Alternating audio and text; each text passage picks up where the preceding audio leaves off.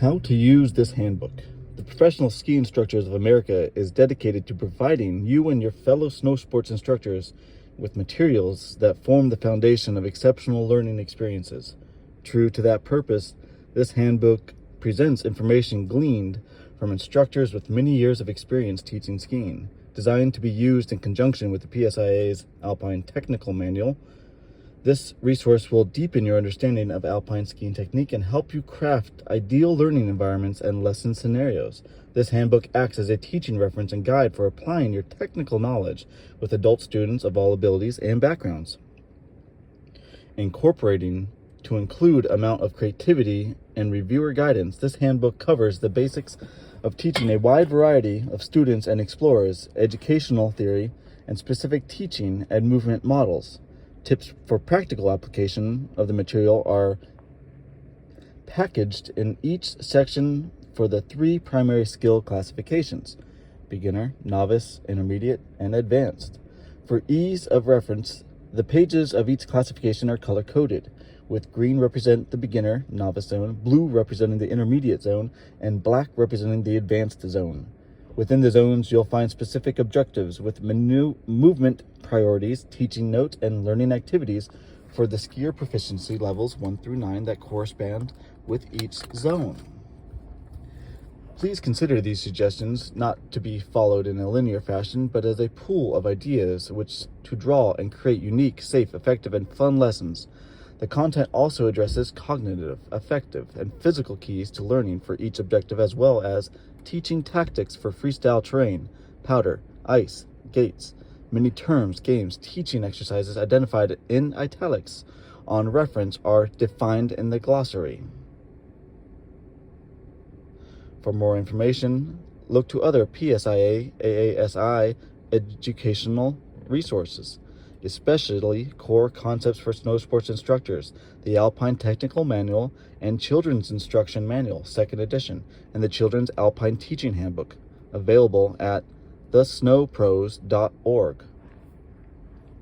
Safety awareness. Students of all ages need to feel safe and secure before productive learning will occur. An important part of your role as the instructor is to educate students about safety and, to your best ability, manage the variables within your control to decrease potential risks.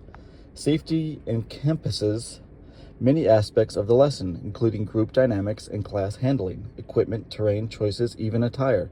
Consider these elements throughout the lesson to establish a solid framework of safety. Of course, safety starts with you, so make sure you're well rested, hydrated, and nourished. Wear sunscreen and proper clothing, remembering that weather can change quickly. And choose the correct equipment for the snow conditions, level of class, and terrain to be skied on. Also, be sure your equipment is in good shape, with your skis tuned and your bindings din release force set properly. With proper preparation, you can more fully devote your attention to the students in your care. Smart choices and class handling. When determining how best to teach students, you'll want to make smart choices and follow time-tested guidelines for handling the lesson. Set expectations and lesson guidelines. Select terrain and tasks that are appropriate for student age and ability levels, and take down it a notch.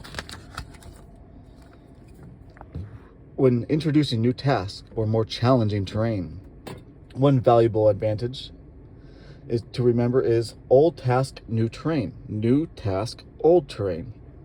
Also, it's helpful to ski to the lowest level of proficiency within the lesson by choosing tasks and terrain that accommodate the least skilled student, rather than have that student continually struggle to keep up with the rest of the class. To help minimize potential risk and hazard, always be aware of your surroundings. Learn how to recognize beginner area stress points, such as low areas to which gravity might draw a student, and know where and when high or crossing traffic develops. Safety checklist. Whether the students in your class are starting a ski vacation or just up for the day, knowing where they are from or how many hours they have traveled, and if they are adequately rested, will greatly influence your decision regarding their energy and the pacing of your lesson. Many students taking lessons aren't familiar with the winter environment, so help prepare them for a day on the slopes. Review the following checklists to help promote a productive, fun day and reduce the possibility of a negative experience for you and your students. Food. If possible, suggest students eat something before the lesson. Hydration. Help students understand why drinking plenty of water at high altitude is important. When possible and needed, stop for a water break. Clothing. Ideally, students should wear a base layer, waterproof outer layer, and over the pants, boots, proper ski socks, a neck-gated mittens or gloves, a ski hat or helmet, goggles or sunglasses, and sunscreen. Suggest that your students purchase these items if inadequately prepared for the day out in the snow. Equipment. Check each student's equipment to ensure it's appropriate for his or her age, size, and ability. If not correct, check with your area's rental shop to see if you can coordinate an exchange for more suitable gear.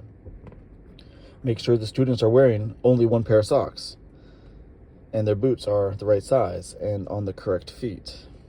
Make sure the bindings are properly set. Don't just adjust bindings yourself. Have a rental technician make any necessary modifications. Ensure that the skis have retention devices. If these are missing, see if the rental shop has extras. Stay together.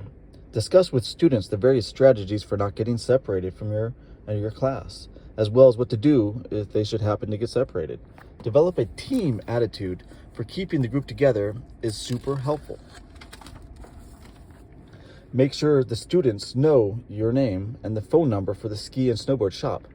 Tip: if the number is longer than is easily remembered extension, write it down on a card so that students can carry it in their pocket. Explain that if students do become separated from the class, they can use the on-slope emergency phone to call the ski shop if available, or ask another employee in uniform to help them get back to the ski school. Incidents. Be sure you carry the appropriate form in your pocket in the event that you need to record details of an incident involving a student in your class. The student becomes lost, ill, or injured. Follow the current incident procedure for your resort. Cognitive. How people think. Consider your students' mental skills to help enhance desired motor response and skill development. You can then provide appropriate material based on how each student thinks and gains understanding.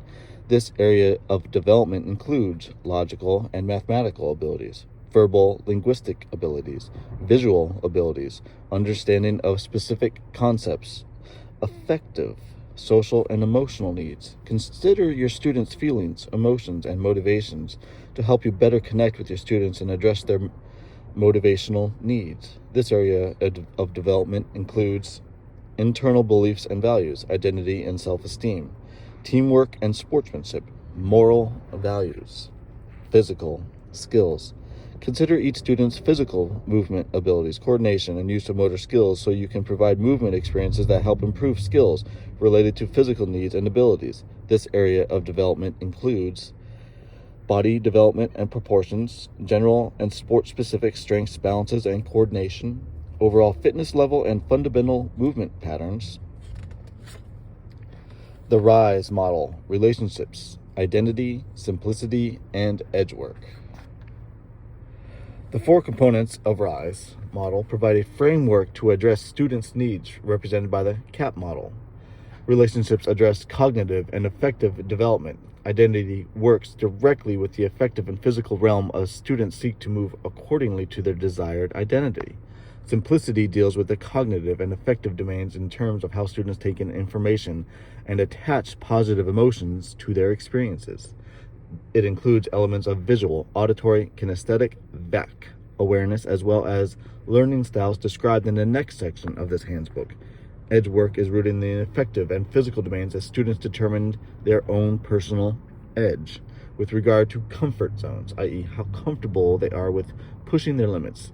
Here's some insight for how instructors can apply the RISE model. Relationships.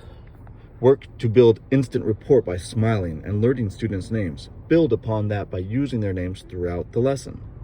Work with your students to build and maintain a cohesive team. Extend that sense of teamwork among fellow instructors and management so students always feel cared for and special. Emphasize personal and social support. Students have shown this has a major influence in relieving anxiety and helping students get to know each other, enjoy challenges, and have fun. It is an old axiom, but it is true. They don't care how much you know until they know how much you care. Let students know how much you care by asking them to tell you about themselves and what's important to them. Identity. Help students identify with the sport and the mountain environment. I am a skier, therefore I ski. People will be motivated to try something new, try harder, and return to try again if they identify with being a skier. This is important for all levels of abilities, not just beginners. Share stories and celebrate. Stories and recognize achievements help create anchor memory. These are bragging rights we all enjoy, and they help students really feel a part of the lifestyle and sport. Create an emotional connection, which unlocks the door to learning and helps students retain what they learn. Simplicity. Communicate simply. As students succeed, anchor their learning by tapping into positive emotions such as joy, interest, excitement, surprise, and happiness.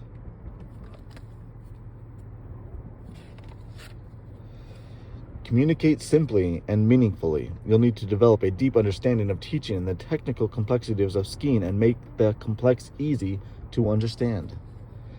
Edge work. Help students know and explore their own personal edge. Where's the line between comfort and fear and comfort and thrill? As you learn more about your students, you'll know the right time to take them to their personal edge and when to keep them well inside that limit. Learning styles. Preferred ways of processing information. Over the years, educational theorists have identified many different learning styles and preferences. As mentioned, a model based upon the work of David A. Kolb is predicted upon learning preferences related to thinking, watching, and feeling and doing. Although it's important not to focus solely on one learning preference to the exclusion of the other models of processing information.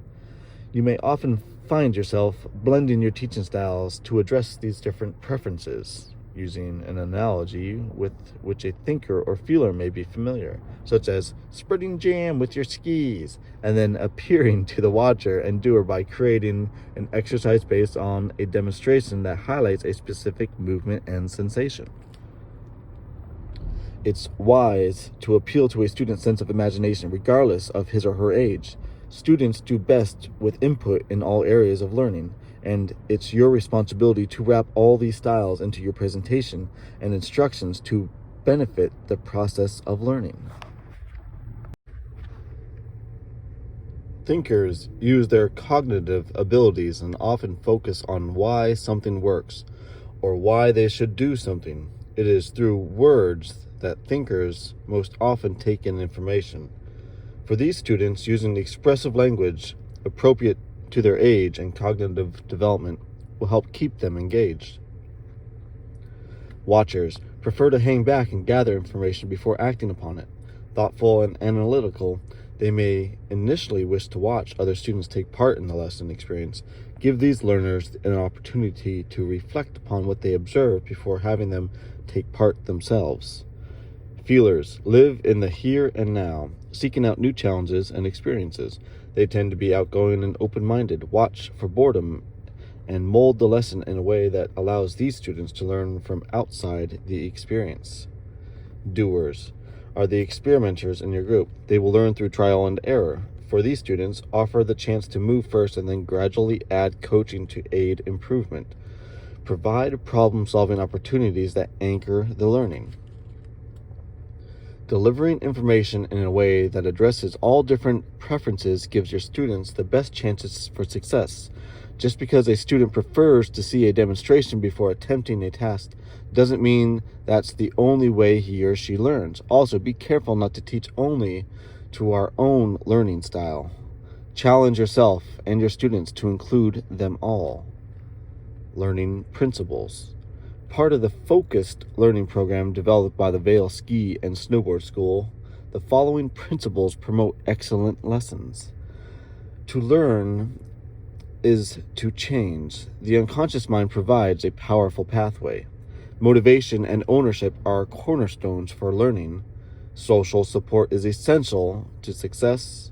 Performance confidence is essential for managing anxiety and peak performance. Have fun.